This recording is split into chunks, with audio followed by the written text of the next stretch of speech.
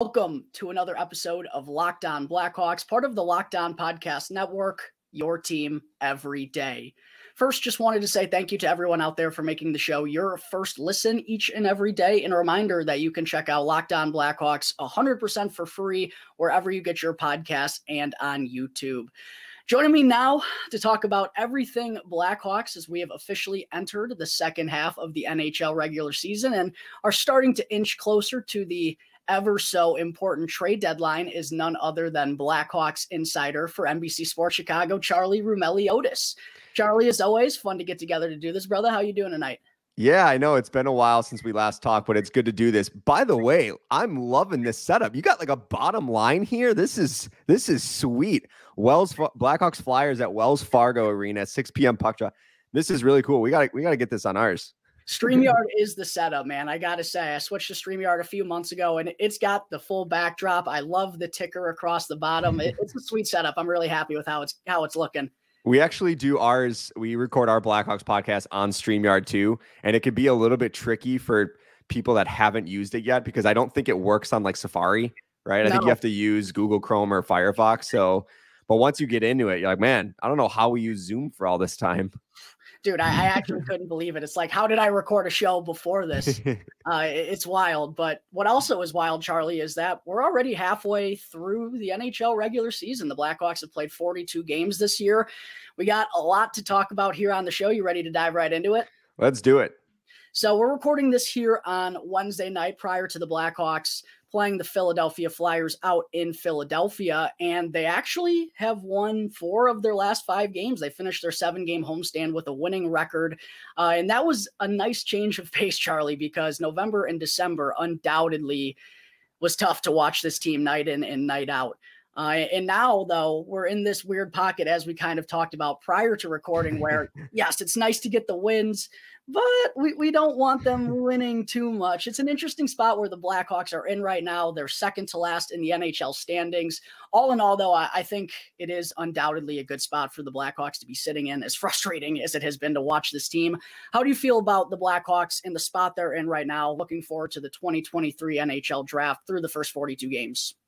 Yeah, so obviously it was a really tough first half of the season. I think, like you had mentioned, it was like November 3rd or 12th or somewhere around there and on. They had won like 2 games in 25 games. And it was just, especially a guy that like covers a team and has to go inside the locker room and have to ask these guys questions. Like it was definitely, it was a challenging stretch where, they're losing. But you know what? It felt like they were still very positive, even watching practices and the guys joking around and playing the game of 2 puck and whatever it is. It felt like they never really got off track as far as mentally, or at least they didn't really show it.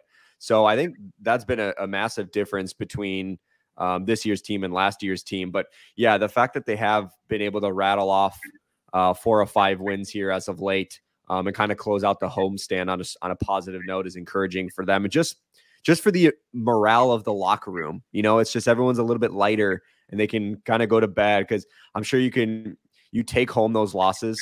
And so the fact that they can kind of, let their shoulders down a little bit, knowing that they're on some sort of good run is encouraging. But although I will say on the flip side, I'm sure fans it's funny, Jack, because I post after every Blackhawks win, I post on my Instagram. If they win at home, I just posted W and the picture of them celebrating. And it's funny to see the reactions. Like all of them are just like L, because it's like they know Connor Bedard is the goal, right? So it's funny that the people in the building want W's, but then you look at the standings after each win and you're like, oh no, Columbus surpassed Chicago in the Bedard sweepstakes. So it's just funny how there's like a little wrestle going on between Blackhawks fans.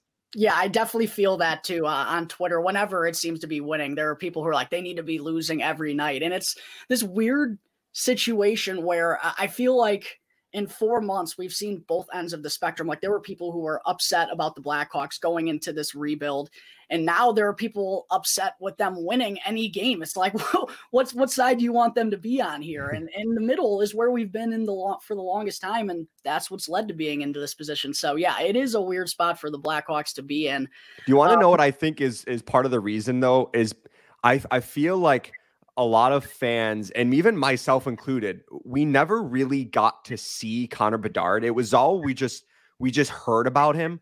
But watching the World Juniors and seeing how dominant he was, I think it was able to put things into perspective, or like fans can now associate with who Connor Bedard is as a player, how dynamic he can be.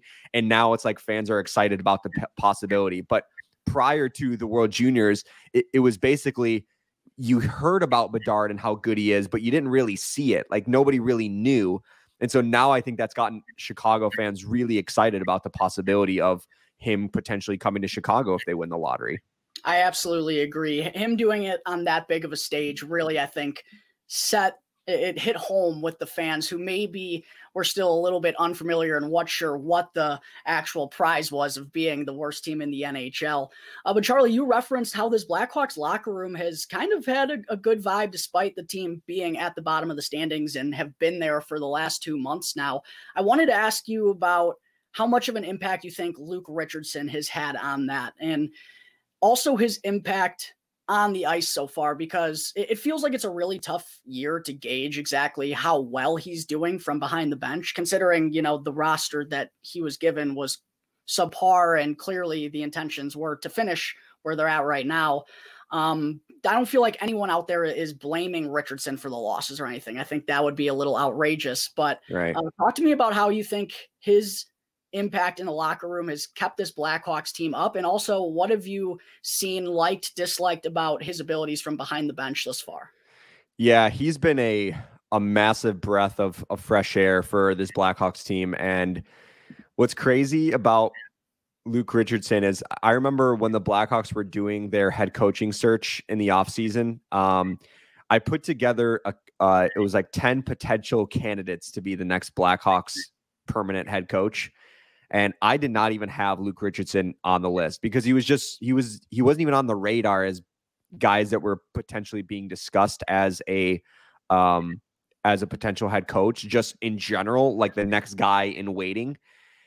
And when the Blackhawks hired him, you kind of had to do your research on him. And then fast forward to now, or just, the first few months of the season, my first thought is, what took so long for the hockey world to realize like how good of a coach he is? I mean, he's so calm and so measured. And I think the thing that, to kind of encapsulate Luke Richardson just in general, we were talking about the Jonathan Toews sit down interview that I did the other day. And I asked him about Luke Richardson specifically towards the end of the interview.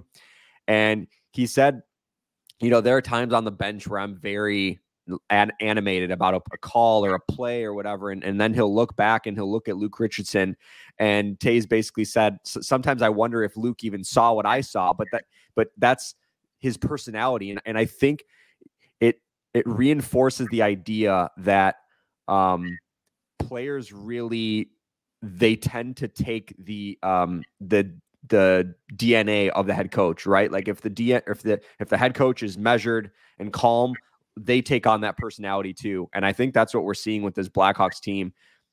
And I think it really helps too, the fact that he has so much NHL playing experience. Like he was so well respected as a player that I think it really, like, he can walk into a locker room and immediately command that respect, but also he commands that respect or has that respect because he's so, when he's on the whiteboard or when he's talking, he's speaking in confidence and he's speaking as a guy that has played.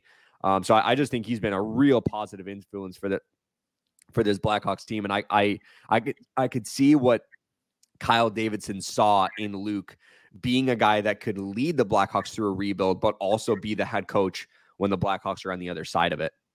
Yeah, and I thought it was a really cool clip that was shared the other day to kind of tell you about the type of leader that Luke Richardson is. The situation where he explained to the media about Tyler Johnson and that whole situation. For Blackhawks fans who haven't seen it, I'm sure you can go look it up on Twitter, but it was just kind of a cool explanation of Luke Richardson and how he backtracks and handles situations and handles players and wants to make sure that, he's communicating in situations even where he feels like he might not have done the right thing. Off the ice, I've been really thrilled with Luke Richardson. On the ice, I think he's done a lot of good things to put players in situations and to give them opportunities. My one critique, and I feel like this is kind of the only critique about the Blackhawks roster this year, has been the Ian Mitchell situation. And I really wanted to get your thoughts on this, because it just kind of feels like Ian Mitchell, even when he's been performing better since his last call up, I think it was in early December, he's still not regularly getting into the lineup. I believe he's been scratched each of the last 3 games now. What do you think about the handling of Ian Mitchell? And I also wanted to ask you, there's kind of been some rumblings that maybe the Blackhawks already have their mind made up on him. And with a lot of defensemen expected to come through the system the next few years, he just kind of might be an odd man out. What do you feel about this whole situation with Ian Mitchell right now?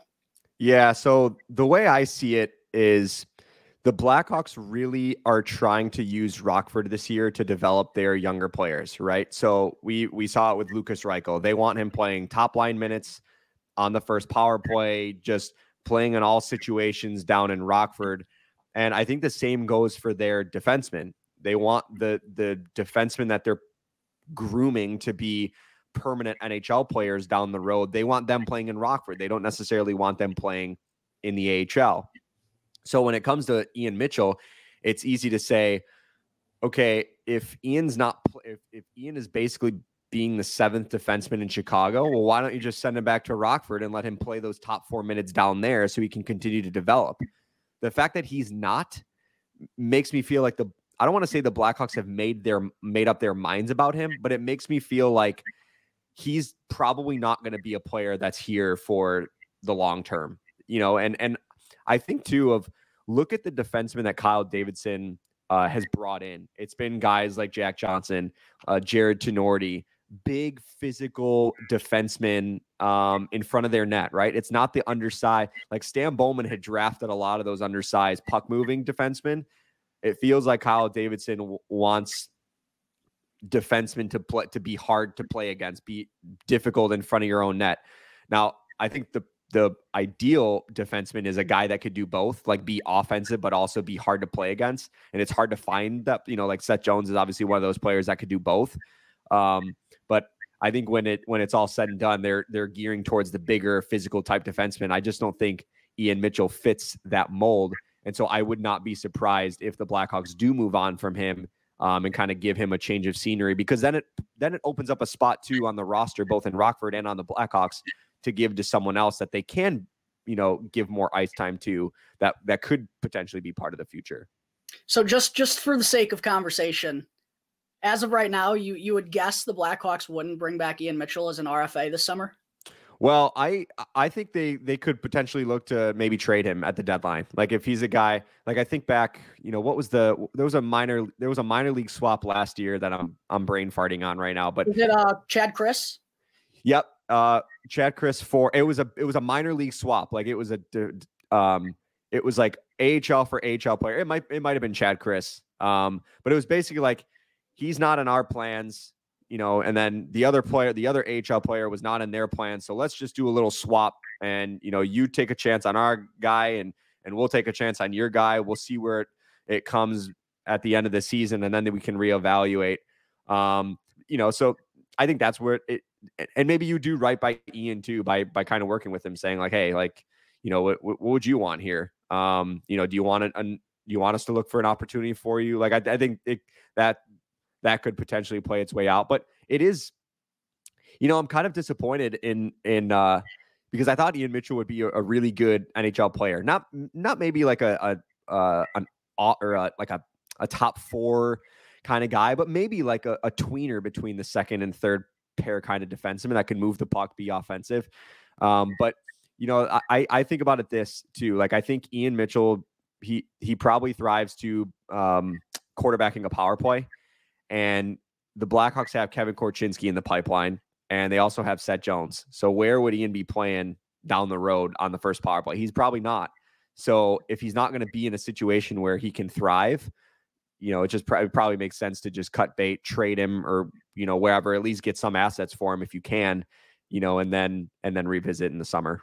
Yeah. Another guy that came to mind was Nicholas Beaudin getting traded earlier in the season, kind of a similar situation like that. I think that's who I'm thinking of. Yep. Yeah. Well, that would make sense. But yeah, it just feels like my one concern is just defensemen, they take a little longer. And I think I'm a little bit scarred because of Gustav Forsling. That would be my one concern. I would just, in a year, again, this is all just sake for argument. I'm not battling against you or anything, but it just feels like this would be one heck of a year to throw him out there and figure out for sure if he's part of the puzzle or not. Yeah, and I think the challenge would be who would you play him, because they have Seth Jones and Connor Murphy on the right side. Jack Johnson played every game. Jack Johnson's played every game. Right, but that he's on the left side. So if you're, Ian, I guess you would have to move Connor Murphy to the left. He has played the left side before.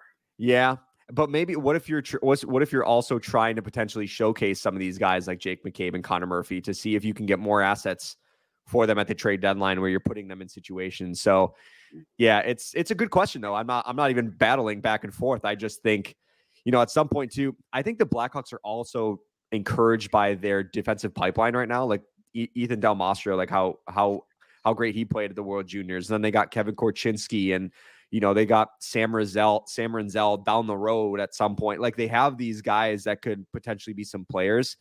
Isaac Phillips too has been pretty solid. So I think it's probably easier for them to cut bait with a player that is more undersized. Like Ian really has to work to be able to make an impact when he's, 5'11" or so at the NHL level. So I think that's probably the thinking there. Yeah, I understand that too. You mentioned a moment ago, kind of the Blackhawks really focused, the Blackhawks organization as a whole being focused on what they have going on down in Rockford right now. It's been pretty clear that's been a priority of theirs all season long. And a big storyline that just happened last weekend, of course, was Lukas Reichel getting reassigned to the Rockford IceHogs after a 3-game stint in which he played up on the top line, looked really good in all 3 games. But, again, they're clearly valuing what they have in Rockford and they want him to be the guy down there. What did you think about that decision? And what did you like about Reichel in this stint in particular? Yeah, so I've got to be honest, and I feel like I might be on an island here, but I actually don't mind the decision to let him play the rest of the season or the majority of the season in Rockford. The one thing I will say is I didn't like the timing of it. And I know it was Patrick Kane was coming back and the ice time was going to be a little bit more, like Reichel wasn't going to get that kind of ice time because Patrick Kane was going to be taking over the first power play, whatever, the power play time and the shifts after a penalty kill, like that's all going to go to Patrick Kane.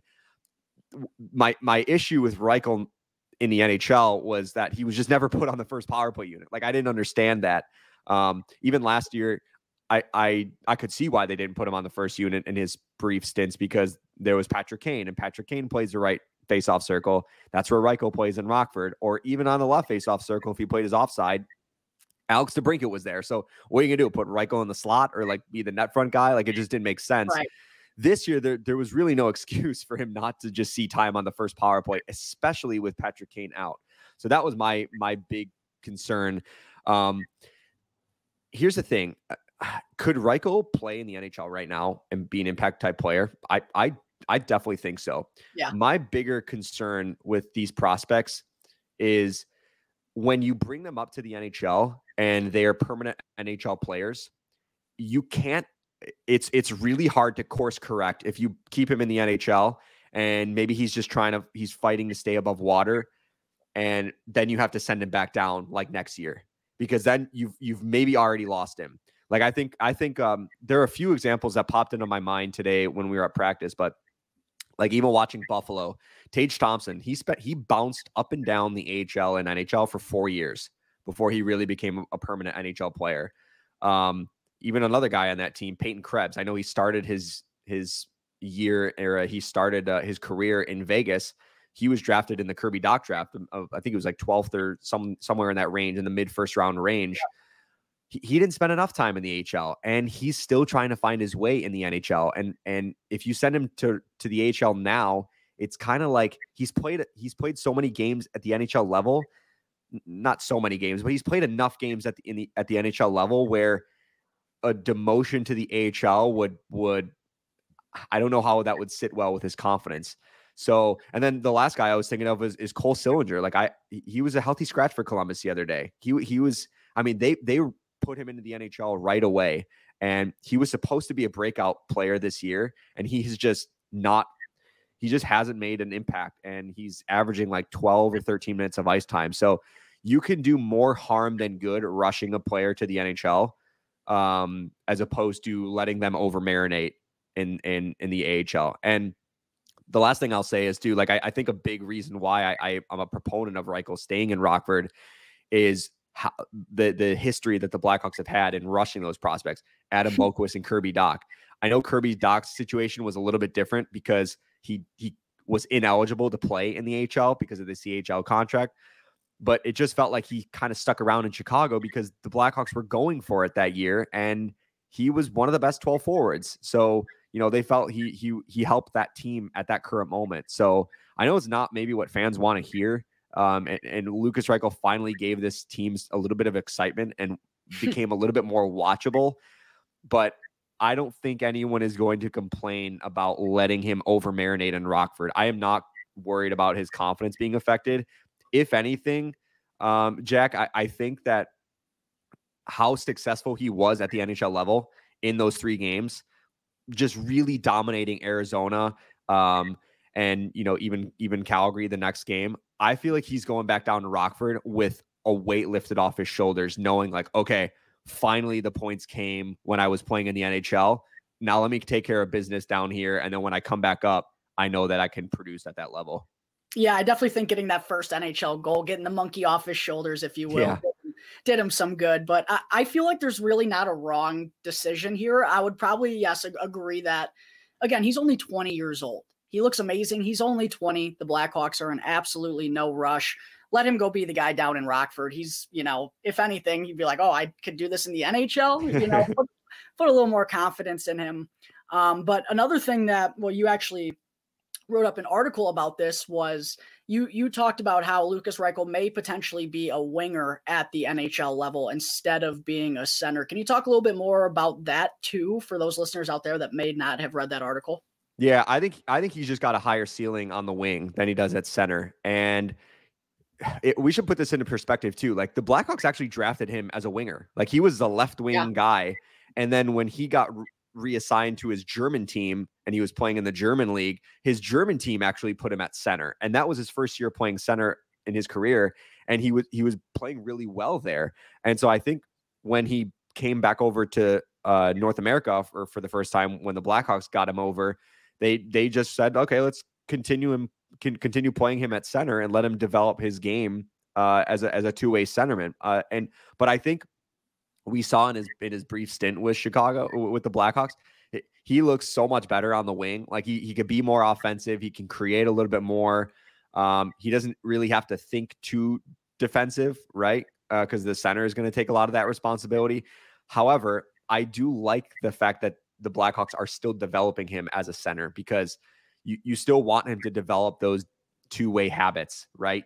You don't want him to just think offensive. You still want him to think the game on a defensive type level too. So I think that's going to pay dividends down the road for Lukas Reichel. But yeah, I absolutely think he should be a winger in the NHL. His ceiling is much higher there than it is at center. Charlie, moving on. I hate to do it, dude. Gotta ask you about Patrick Kane and Jonathan Toews. I know you just had a lovely sit down one-on-one with Jonathan Toews the other day, by the way. But it's getting towards that time. We're in 2023. We're creeping towards the deadline. Pat Boyle obviously had the sit down with Patrick Kane recently. We've heard talks that their agent, Pat Brisson, is going to talk with the front office, and they're probably going to have a talk too here sometime relatively soon. Do you think these two have their minds made up at this point? Do you think they're still weighing it out? What do you think they're going through right now, or what idea did you get based on your sit down with Toews? Yeah, every time I feel like I get a read on the situation, my mind changes the next day.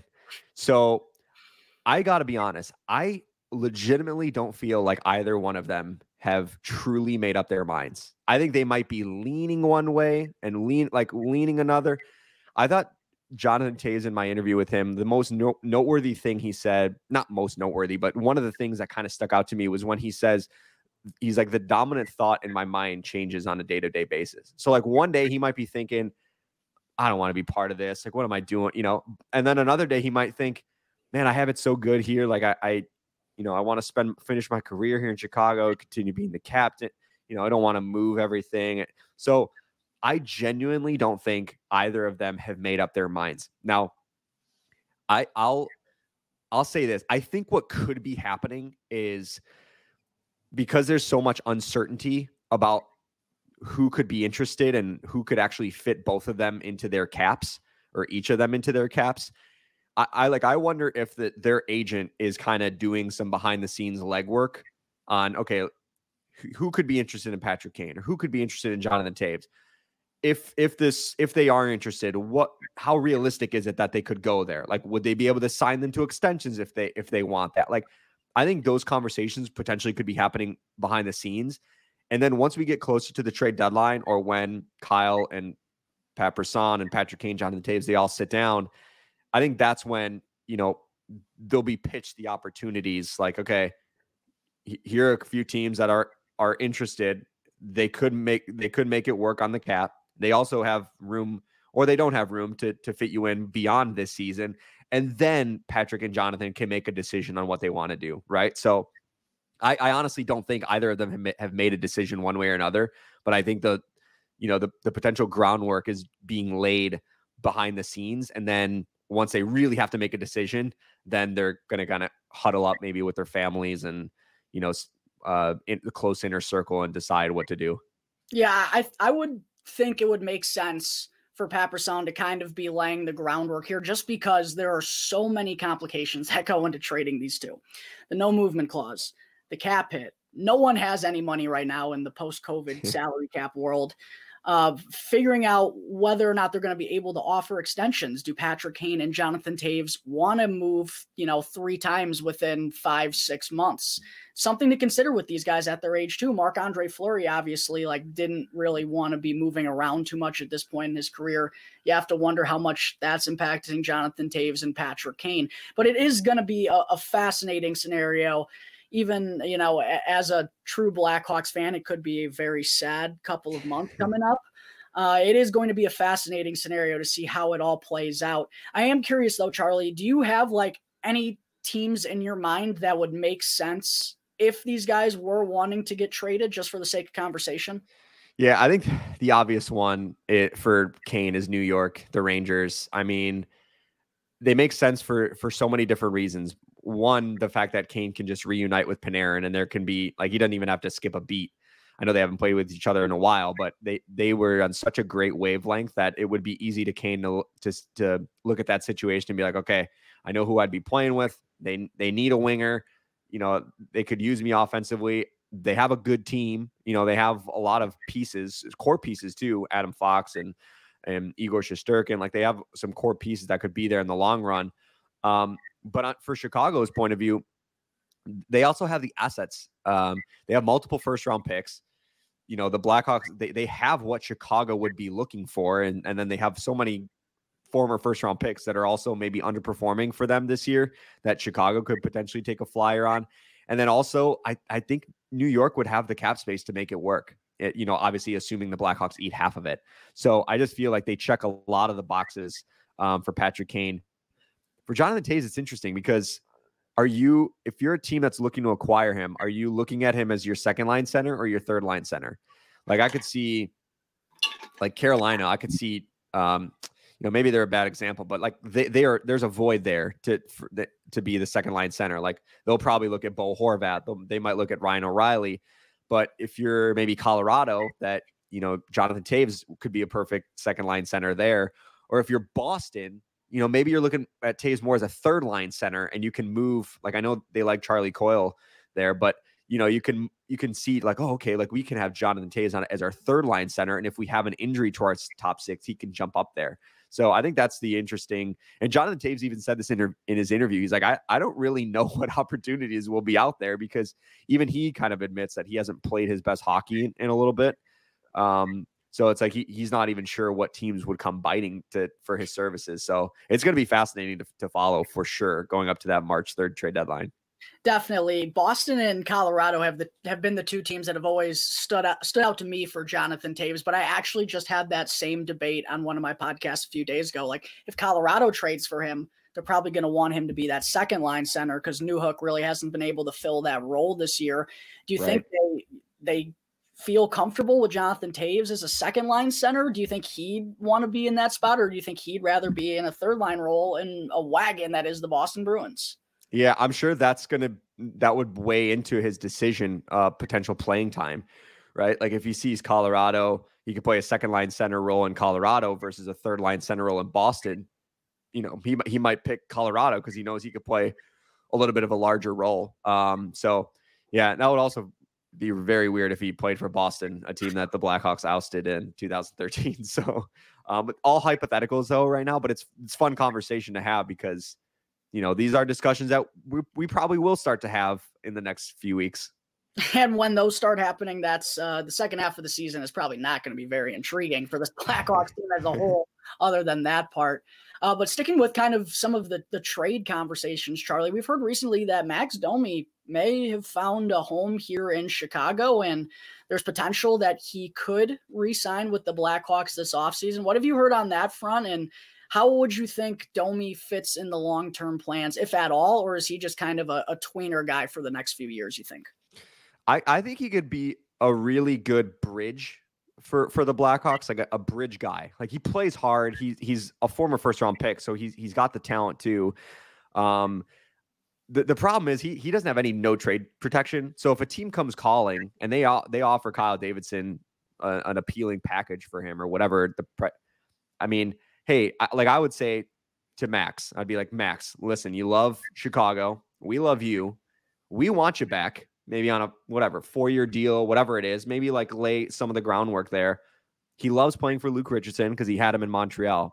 But listen, we're getting a really good package for you. We're going to trade you. Go try to win a cup if you want. And then in the summer, if you still feel the same way, you know, re-sign with us and we can put the wheels in motion on that new contract. I think it's different for Patrick Kane and Jonathan Toews because they're towards the latter stages of their career. And so like it's hard. Like a lot of people are saying, well, why doesn't Patrick Kane just waive his no movement clause, get traded, and then re-sign in Chicago? It's like, well, once the Band-Aid is ripped off for those icons, it feels like it's just gone for good, right? With Max Domi, who has bounced around his entire career, it's easy to be like, hey, listen, you know, we'll go out and get some assets for you.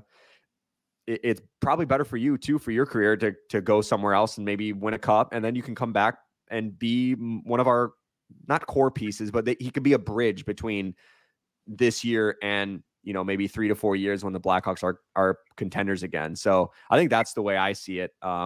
If the Blackhawks get a package and like, they're not going to keep Max Domi around just because he likes it here in Chicago. Like they'll take the asset and then they'll revisit that in the summer.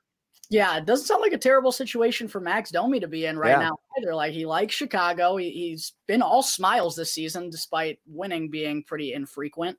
And, you know, they could ship him out. Hey, go try to get your cup. We're going to give you a pretty hefty bag next offseason, especially if Kane and Toews aren't around. We got to start thinking about that salary cap floor, Charlie. So right.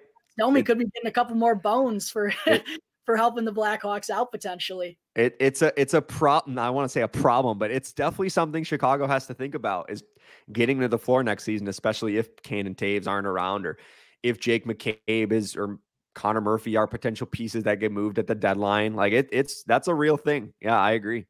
I wanted to ask you about some of those other pieces that could be moved at the deadline, and whether or not you think it's realistic to see them moved. Andreas Athanasiou kind of feels like the obvious one. That was the obvious intention when they first signed him. But I was curious, what have you thought about, you know, some rumors of Jake McCabe, who's been really solid this year. And ever since he's been put up on the top defensive pairing with Seth Jones, those two have really been rocking, in my opinion. I want to ask you about McCabe. And then I've also seen Alex Stalock's name floated around there too. I don't know how serious that is, but just some of the other guys who could possibly get moved by the Blackhawks at the deadline. What have you heard and what are you thinking about this situation?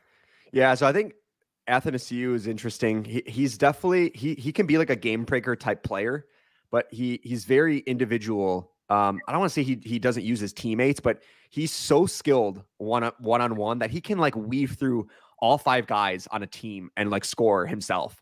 It's crazy. So he can like change the game in that way. So I'm curious to see like what the market could potentially be for him. Jake McCabe also, he has been by far the steadiest defenseman on the Blackhawks this season, and I wouldn't be surprised if teams are nibbling at him. There was a report earlier in the year that Edmonton was poking around.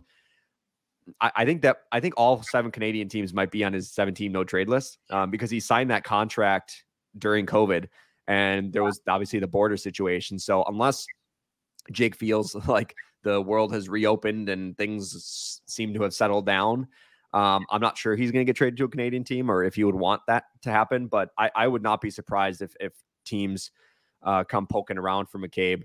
And then Alex Stalock, I also checked in on this about a week and a half ago to see if like any teams have reached out to Stalock or inquired about Stalock, and there hasn't been any teams that have inquired yet. But that's because that's kind of a trade that would happen closer to the trade deadline as opposed to now, and especially given his team friendly salary. I think that that's probably a deal that would get like announced like after the trade deadline passes, and it's like one of those things that's in the queue.